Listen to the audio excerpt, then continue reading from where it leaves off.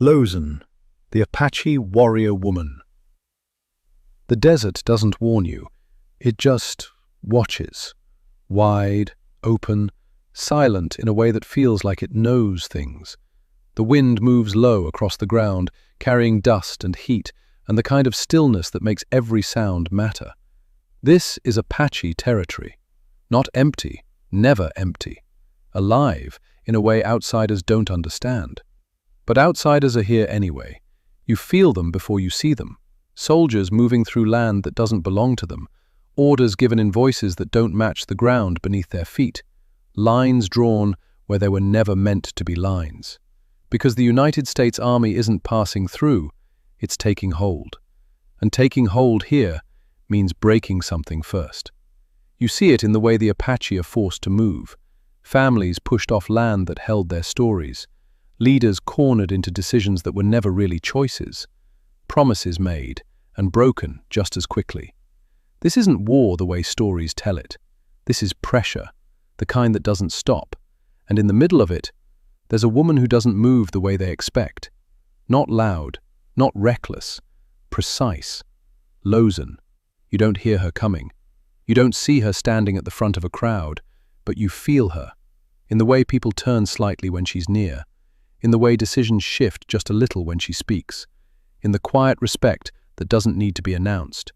Because she's not just a warrior, she's something harder to define.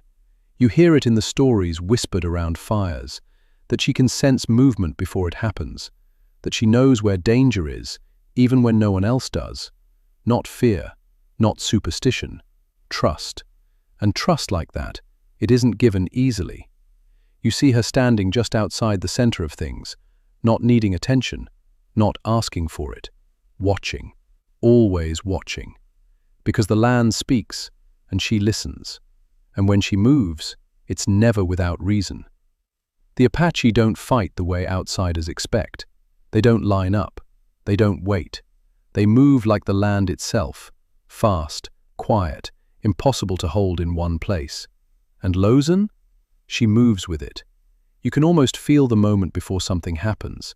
That shift, that awareness that something is about to change. Because pressure like this, it doesn't disappear. It builds. And eventually, it demands a response. Lozen doesn't rush into it. She prepares. Because she understands something clearly. This isn't just survival. It's resistance. And resistance needs more than strength. It needs awareness, timing, precision. And that's where she becomes dangerous. Because she doesn't fight blindly. She knows where to move, where to strike, where not to be when danger arrives. And in a fight like this, that changes everything. The soldiers think they understand the land. They think they can track, control, contain. But the land doesn't belong to them, and neither does she. So when the moment comes, when pressure turns into action, she's already ready, not reacting, leading, in her own way. Because not every leader stands in front. Some make sure everyone else survives the fight. Right at the edge of something that won't be fought the way anyone expects. Because next, she doesn't just face the soldiers, she outmoves them. And once movement starts like that, it doesn't follow a straight line. It slips, it disappears, it shows up where it shouldn't. You hear it in the stories first. A patrol that never saw what hit them. Tracks that vanish into rock and heat. Soldiers circling the same ground, realizing too late they're not the ones in control. Because this land, it doesn't give up its secrets. And neither does Lozen. You don't see her charging into battle. You see the result of her decisions. A path chosen just before danger arrives. A group turning left instead of right, surviving because of it. A warning given without explanation, and trusted anyway. That's how she leads. Quiet, precise, unavoidable. You watch her move with Victorio. Not behind him, not separate from him, with him. Because this isn't one kind of strength. It's two. His, direct, commanding, visible. Hers, intuitive, controlled, unseen until it matters most. Together, they make something harder to stop. The soldiers feel it, even if they can't name it, because every time they think they've closed the gap, it shifts. Every time they think they've predicted movement, they're wrong. And wrong in a place like this costs something. You see it in the way the United States Army begins to change its approach. More scouts, more pressure, more attempts to force a direct confrontation. Because that's where they're strongest. Structure, numbers, control. But Lozen doesn't give them that. She doesn't fight on their terms. She never planned to. You can feel it in the way she studies everything. The wind, the terrain, the timing of movement. Because this isn't just about fighting back. It's about staying one step ahead. And staying ahead keeps people alive. You see her guiding groups through places others would avoid. Through terrain that hides more than it reveals. Through silence that feels safer than open ground. Because survival isn't luck. It's awareness.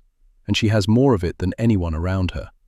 But pressure like this, it doesn't stop. The soldiers keep coming. More of them, better equipped, more determined to end something they don't fully understand. And slowly, the space to move begins to tighten. Not all at once, but enough. Enough that every decision matters more. Every path becomes risk. Every moment requires precision.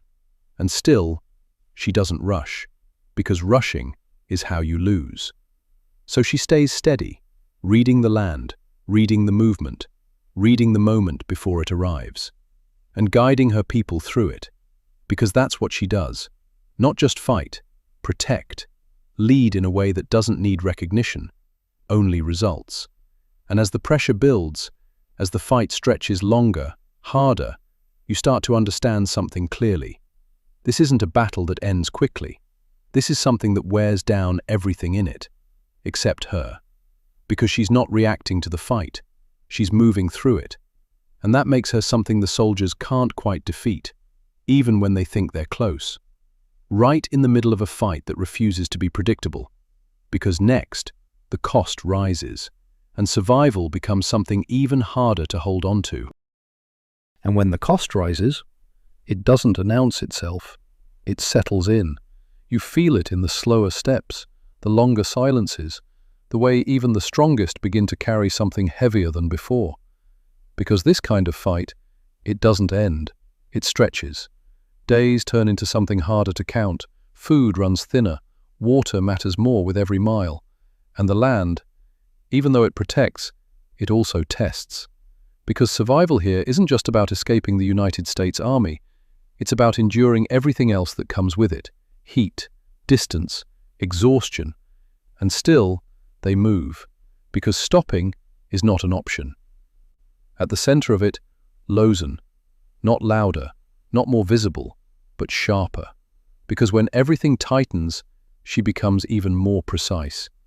You see it in the way she pauses before choosing a direction.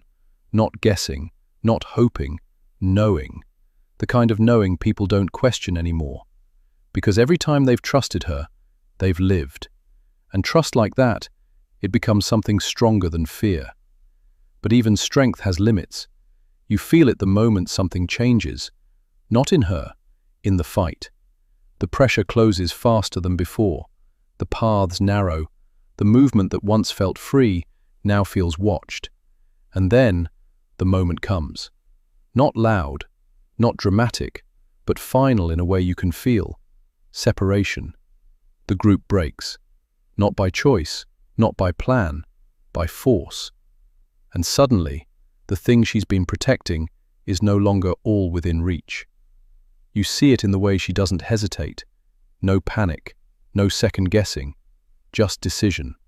Because when everything is on the line, you don't wait, you act.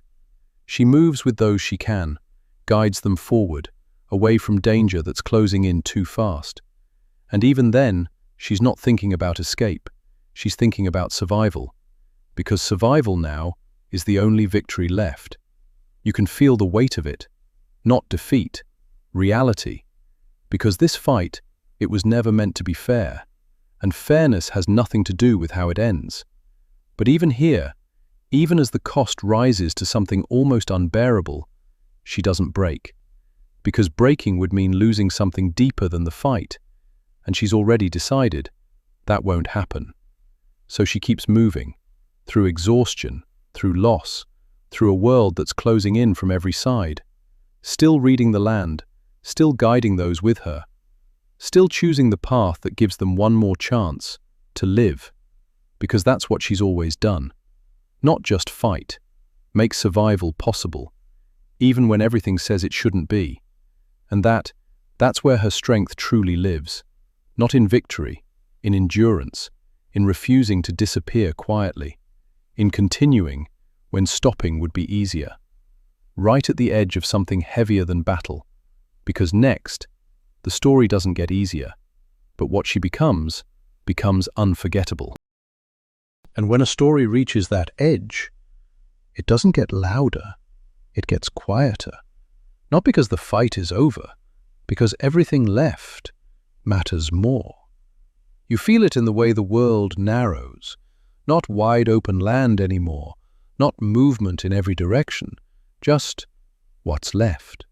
A smaller group, fewer supplies, fewer places to go, and still. The United States Army keeps pressing because they don't stop, they don't forget, they close in, slow, certain, and this time, there's less space to slip through. You can feel it in the tension of every step, every pause, every decision that now carries weight it didn't before.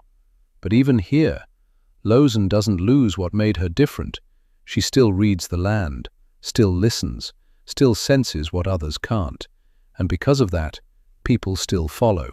Not because they believe they'll win, because they believe they might survive.